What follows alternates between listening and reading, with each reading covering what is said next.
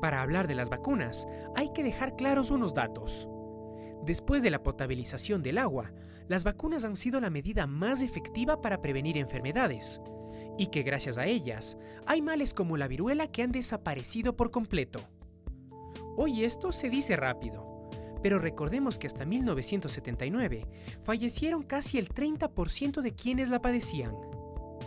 Pues bien, hay quienes esta información no les convence para vacunarse o vacunar a sus hijos. Entonces se reabre el debate sobre si las inmunizaciones son necesarias o no. Y lo primero que hay que saber es cómo funcionan. La vacuna es un virus, una bacteria que puede estar atenuada o muerta.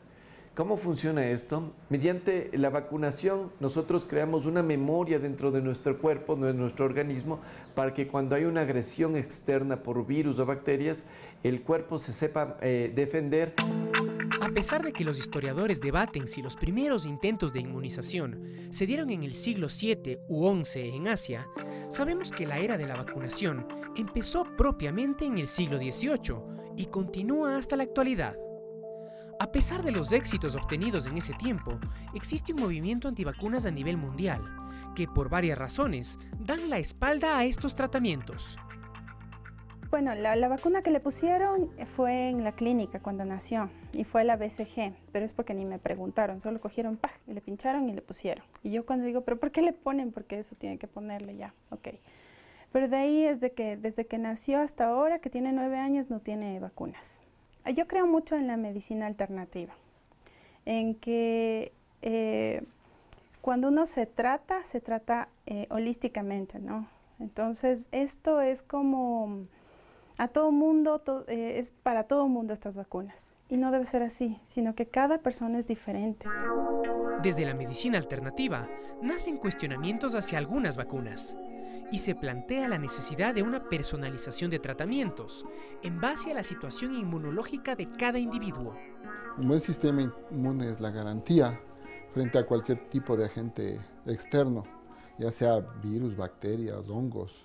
Si la persona que es sometida a una vacunación en forma, pues cuando hay una vacunación nos está analizando, muchas veces va a las escuelas o a algún sitio de trabajadores, donde no se está analizando si la persona está en su momento inmunológico óptimo. Entonces pueden presentar infecciones producto de estas o consecuencias como alergias o problemas secundarios debido a ciertos componentes de las vacunas. Hay personas que han decidido no vacunar a sus hijos. Hay las pentavalentes o polivalentes que realmente son una carga muy fuerte para el organismo en el caso de un niño debilitado o que no esté con una buena nutrición, sobre todo porque la inmunidad tiene que respaldo mucho de la parte nutricional proteica. Aunque aisladas, son justamente las reacciones secundarias a las vacunas lo que preocupa a muchos padres. Algunos mitos siempre son más bien en cuanto a reacciones que tienen las vacunas. Algunos piensan que si les vacunamos tal vez el niño va a tener mucha fiebre, o si les vacunamos el niño va a tener diarrea o que van a tener dolores de cabeza. Hay ciertas cosas que sí causan las vacunas. Pueden hacer un poco de enrojecimiento local, puede dar un poco de fiebre, puede dar un poco de malestar durante las primeras horas y nada más. Pero usualmente son casos aislados. Según la Organización Mundial de la Salud, los casos de reacciones severas dependen de cada vacuna. Y en el peor de los casos, se presentan en 1 de cada 3.000 personas. Y en el mejor, en 1 por cada 1.000.000 de habitantes. Para minimizar aún más ese número, hay que tener precaución al inmunizar a niños en casos específicos. A los niños que están con una desnutrición severa, a ellos sí no hay cómo vacunarles, ya que el sistema inmunológico está totalmente bajo. Los otros son los de niños que son inmunodeprimidos, ya sea por alguna infección viral severa, como el SIDA. Entonces, en estos niños se recomienda más bien aplicar vacunas, pero que no sean vivas atenuadas, sino que sean vacunas muertas, vacunas que no tengan una reactividad en este caso. A pesar de los cuidados, a veces una reacción negativa es la razón de quienes se alejan de las vacunas. Mi madre me contó que me pusieron las vacunas de la tosferina y me dio una tos terrible. Entonces que casi me muero, que me tuvieron que llevar al hospital, me trajeron al doctor y tuvieron que hacer un tratamiento muy largo. Bueno, Emily tiene la vacuna de la BCG, que es la que le pusieron cuando nació. No es puesta ningún tipo de vacunas, no es puesta nada, a menos una, solamente una tiene, y es la de la polio, porque nos tocó viajar. Mi hija tiene 7 años, actualmente cumplió hace un mes. Es una niña muy sana, realmente nunca ha tenido complicaciones, no ha tenido ninguna enfermedad grave, a más de una gripe. Seguro que también ha escuchado de otros casos de personas que no se han vacunado y no han tenido mayores quebrantos de salud. Esto es posible al llevar una vida saludable y cuidar su sistema inmune. Pero también, este fenómeno tiene una explicación estadística, que más bien es el reflejo del valor de las inmunizaciones, más allá del bienestar individual. La vacuna tiene la particularidad de que genera una especie de protección poblacional conocida como inmunidad de rebaño. Generalmente, para que se considere una acción efectiva en inmunizaciones, tiene que haber una cobertura igual o mayor al 95% de vacunación en los grupos objetivos. Entonces, cuando llegamos a esos niveles de cobertura, estamos generando inmunidad en este 95% de las personas inmunizadas, pero también en ese otro 5% de personas que por diferentes motivos no se pudo inmunizar.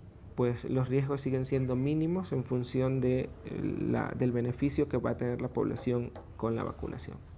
Los virus están siempre... A pesar de que el sistema de vacunación en nuestro país establece que unas vacunas son obligatorias para toda la población, el Ministerio de Salud calcula que 391.000 ecuatorianos no estuvieron inmunizados en 2018.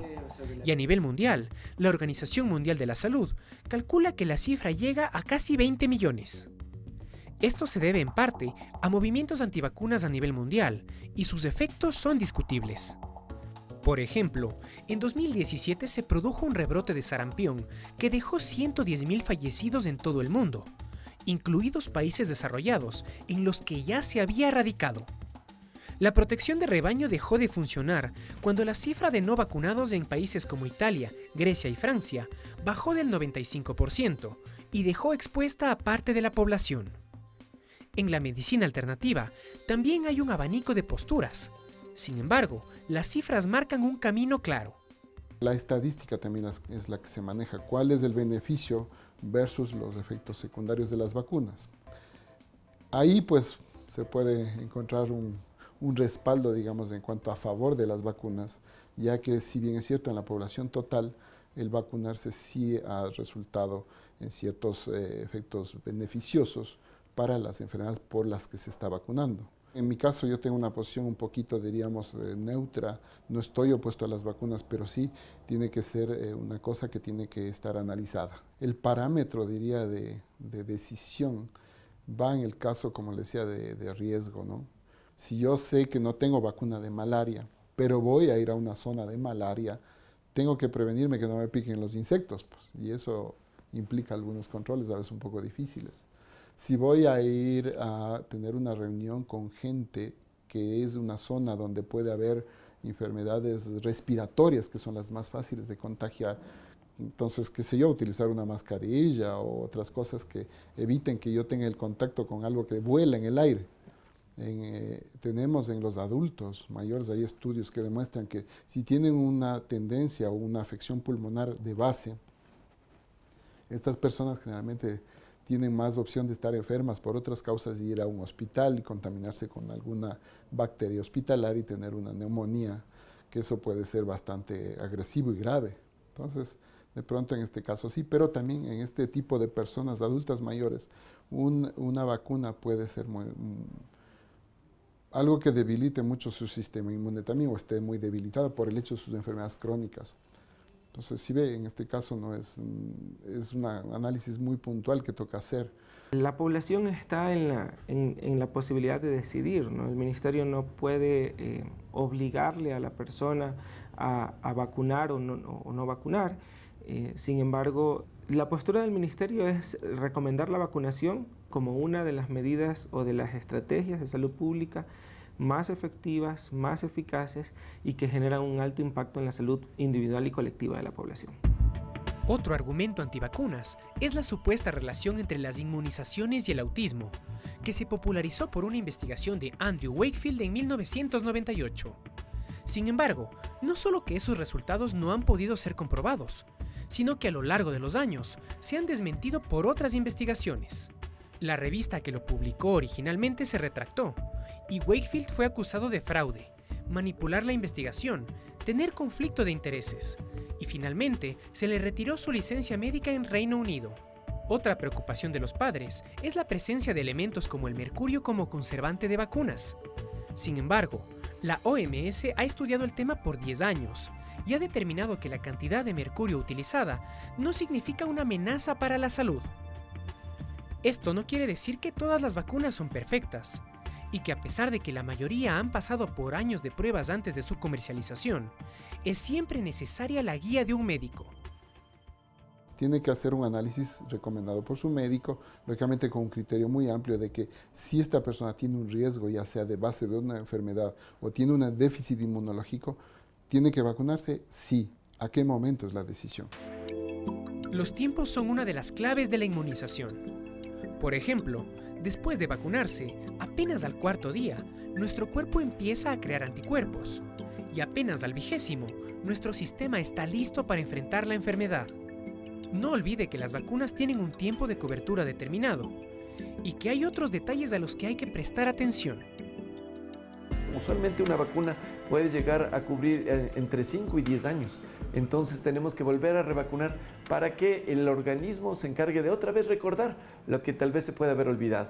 Siempre tenemos que revisar que sean almacenadas adecuadamente. Siempre tenemos que tenerle entre +2 y +8 grados. Tenemos que tener un carnet donde nosotros aplicamos y marcamos la fecha de vacunación, el siguiente día para la vacunación, y ponemos el lote de la vacuna y la fecha de caducidad. En el país, llevar un plan de vacunación continuo por casi 50 años ha dado resultados que se pueden medir en cifras muy concretas. Ecuador tiene 28 años sin tener un solo caso de poliomielitis autóctono en el país. Tiene 20 años sin un solo caso autóctono de sarampión. Tenemos ya más de 14 años sin rubiola o sin síndrome de rubiola congénita. Tenemos también más de 24 años sin difteria. Y estas enfermedades fueron comunes en el país durante mucho tiempo, y justamente la inmunización efectiva, el lograr coberturas de vacunación cercanas o superiores al 95%, han permitido que durante todos estos años Ecuador no tenga casos de estas enfermedades. La ciencia avanza y el sistema de vacunación es perfectible. Sin embargo, es innegable también que representa la primera línea de defensa ante muchas enfermedades. Pero si tiene dudas, infórmese muy bien y pregunte a su médico sobre las mejores estrategias para cuidar su salud.